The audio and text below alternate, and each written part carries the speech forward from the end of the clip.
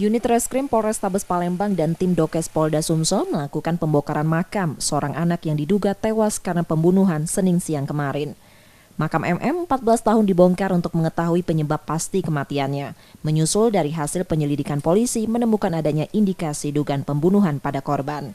Kasat Reskrim Polrestabes Palembang menerangkan, dugaan pembunuhan korban berawal dari keterangan beberapa saksi di lokasi kejadian yang menyebut jika korban sempat terlibat perkelahian dengan seseorang.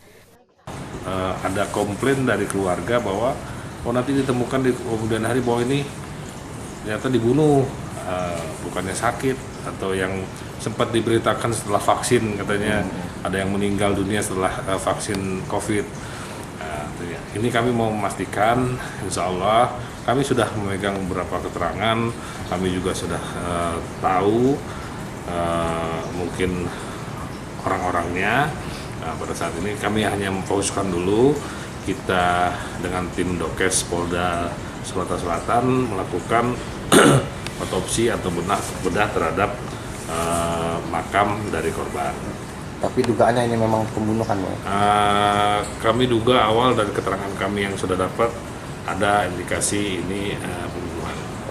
Sebelumnya pada Senin 11 Oktober 2021 lalu, warga Jembatan Karang di Jalan Merdeka Palembang menemukan jenazah anak-anak. Kini polisi masih menunggu hasil pemeriksaan otopsi korban. Yudi Kiswanto, Kompas TV, Palembang, Sumatera Selatan.